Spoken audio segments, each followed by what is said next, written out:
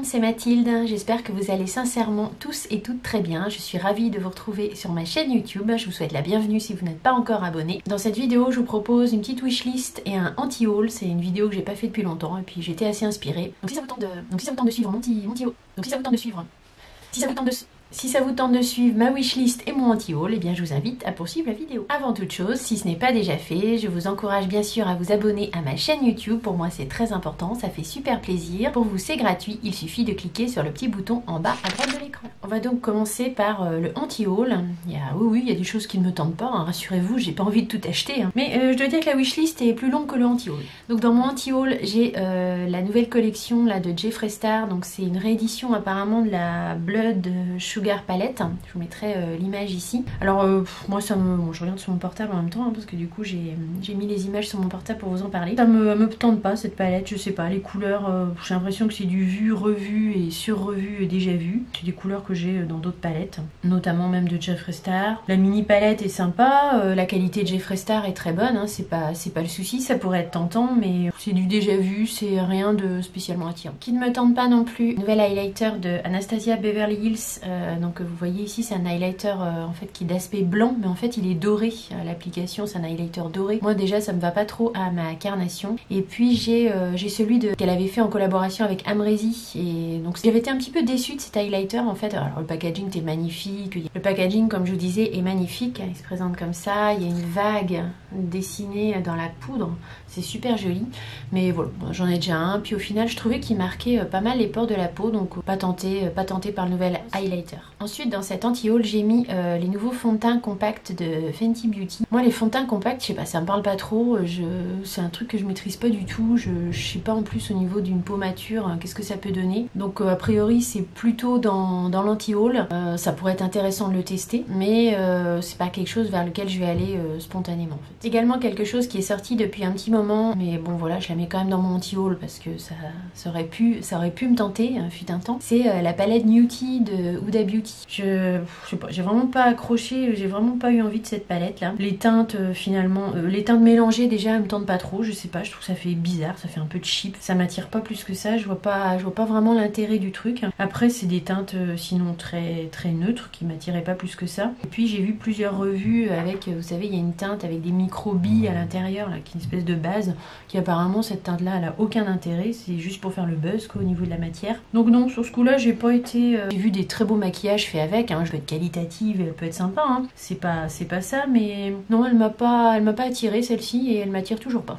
Et tant mieux parce que vu le nombre de palettes que j'ai, c'est pas plus mal. Dans cet anti-haul, j'ai également mis les nouveaux gloss cream là de Fenty Beauty. Je sais pas, ça m'attire pas plus que ça. Après, on n'est pas à l'abri d'un craquage. Mais voilà, j'ai déjà les premiers gloss là de la première version, donc ils sont pas spécialement cream. J'ai tellement de gloss aussi, j'en ai tellement dans mes tiroirs aussi qu'il faudrait déjà que je finisse ce que j'ai avant d'en racheter d'autres. Hein, on est bien d'accord. Donc on va laisser ça pour l'instant dans le anti-haul. De chez Sephora, il y a une nouvelle collection qui est sortie. Alors je sais pas si vous l'avez vu passer, peut-être. C'est en fait il y a des palettes, des rouges à lèvres, il y a plein de trucs. Et le thème c'est il y a des requins. Je vais vous mettre les visuels ici. Hein. Il y a des requins, des dinosaures, des licornes. Les couleurs, je sais pas, ils ont craqué là chez Sephora. Hein. Les couleurs, j'aime pas du tout. Le packaging, je déteste. Je trouve ça moche, mais alors au possible. On dirait des trucs pour gamins à 2 francs 6 sous que vous prenez dans les tirettes là, de fêtes foraines. Je comprends pas ce qui leur est passé par la tête là. Un public, j'imagine, très jeune. Mais quand même quoi, il y a des palettes avec, en fait c'est des espèces de porte-clés avec un mousqueton, enfin c'est des berques cacaberques très moche. Je mets aussi dans mon anti-haul le gel teint frais de chez Herborian, là, la CC Water à la Centella. C'est un gel teint frais perfecteur de peau, je suis pas sûre d'en voir... vraiment l'intérêt. J'ai déjà les bébés crèmes que je trouve très bien. J'en ai vu des revues, c'était pas extraordinaire au niveau de la couvrance. La texture gel, moi je suis pas très fan en fait, je préfère les textures crème. Je pense pas que ce soit un mauvais produit, hein. Vous savez c'est comme la bébé crème en fait, c'est des pigments encapsulés et puis quand vous les mettez sur votre peau, bah, ça donne une petite teinte.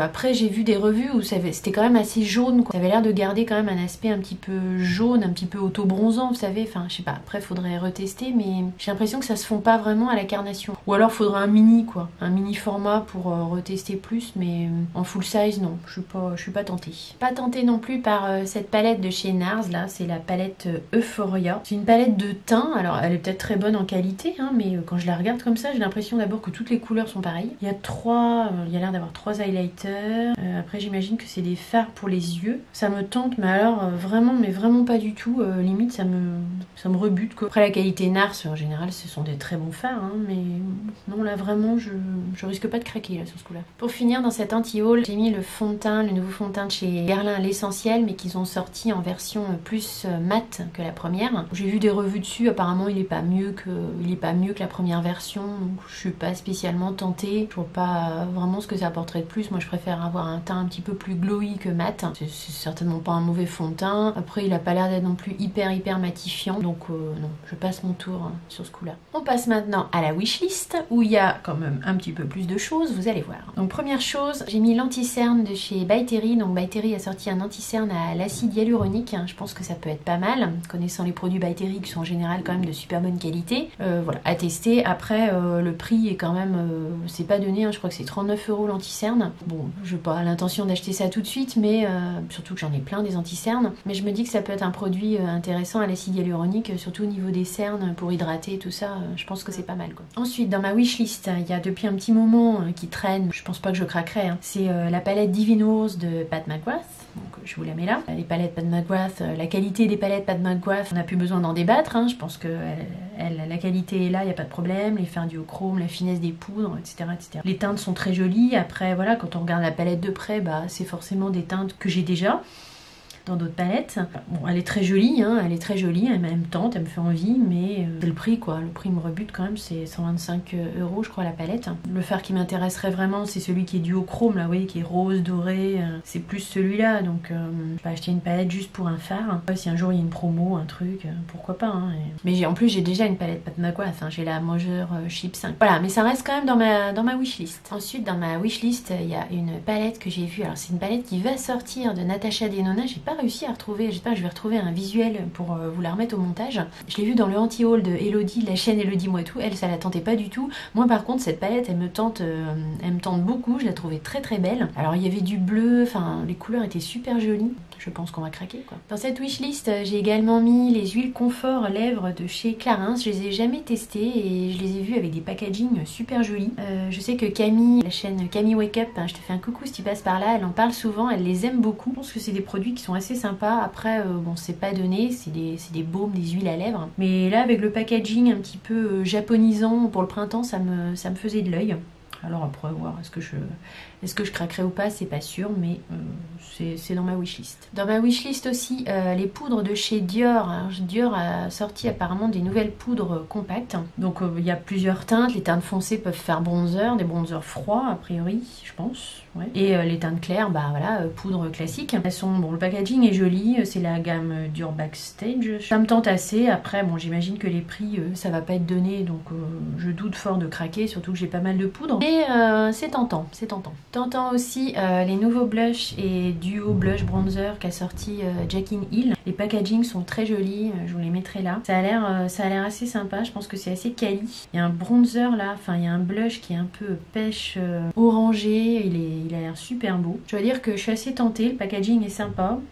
À voir, je sais pas trop quand ça va sortir ça. Grosse tentation aussi sur les nouvelles palettes de chez Sigma, surtout que je n'ai aucune palette de chez Sigma. Oui, ça peut arriver que j'ai pas de palette d'une marque, hein. Ça arrive, c'est rare mais ça arrive. Donc je n'ai pas de palette de la marque Sigma et là ils ont sorti 6 nouvelles palettes avec des teintes un peu différentes. Il y en a 2 qui m'ont beaucoup tenté, c'est un petit peu plus que dans la wishlist, on en reparlera. Mais elles sont vraiment sympas, c'est des palettes avec 9 fards à paupières qui coûtent 27 €. Donc ça reste abordable et apparemment les fards Sigma je les connais pas mais ce sont de très bons fards, donc j'ai hâte de tester. C'est dans ma wishlist, c'est même dans un panier qui doit pas tarder à arriver. En wishlist aussi j'ai éventuellement le fond de teint, le Best Skin Ever, le nouveau fond de teint de la marque Sephora, donc ça reste des prix abordables. Ça serait un fond de teint à tester. C'est un fond de teint dans un packaging en verre, je suis en train de regarder la description. Le fond de teint au fil naturel à couvrance modulable, affiché un teint zéro défaut, un teint parfait et infini ultra naturel grâce à sa texture effet second peau et à sa couvrance modulable, donc ça doit pas être un fond de teint trop épais. il unifie le teint sur grain de peau, masque les imperfections, enrichi en extrait d'algues, anti-pollution et en acide hyaluronique d'origine naturelle, donc ça c'est très intéressant. Il hydrate la peau pendant 12 heures, donc il a un effet hydratant primé. Et vegan, non comédogène et non parfumé. Apparemment il a 17,99€, bon je l'ai pas donné non plus pour un fond de teint Sephora. Ça peut être un fond de teint à tester. Dans cette wishlist, j'ai également mis la nouvelle palette donc qui est sortie, donc toujours de chez Sephora, en collaboration avec un youtubeur Richard. Enfin, est-ce que c'est un youtubeur, je sais pas. En tout cas il s'appelle Richard. On en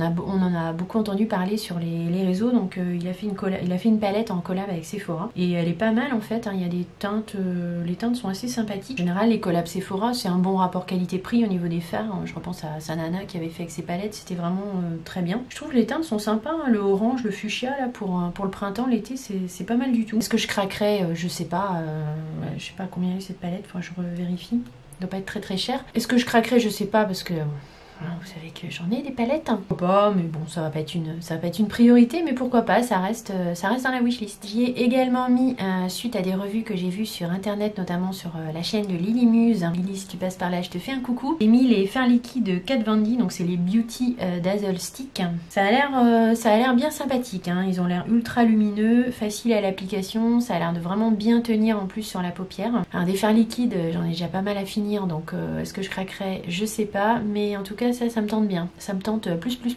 Dans cette wishlist j'ai également mis un baume démaquillant de chez Sephora. Moi j'aime beaucoup les baumes démaquillants et je me dis que ça peut être un baume, si c'est un baume pas trop cher et qui fonctionne, ça peut être sympa. C'est un baume qui coûte 13,99€ sur le site de Sephora et il est formulé avec 96% d'ingrédients d'origine naturelle. Si celui-là est bien, ça pourrait être sympa parce que le clinique il est bien aussi, mais il est quand même assez cher, il est 36 je crois, enfin plus de 30€. Donc j'aimerais bien ce baume là, ça me tente bien de le tester. Si certains d'entre vous l'ont testé, vous pouvez me redire s'il est bien ou pas. Dans ma wishlist, j'ai également mis une palette de teint de la marque Hourglass. J'ai aucune palette j'ai rien en fait de cette marque là. Ouais, je crois que j'ai rien de cette marque là. Apparemment leurs palettes de teint elles sont vraiment top. Leurs poudres apparemment elles ont l'air top.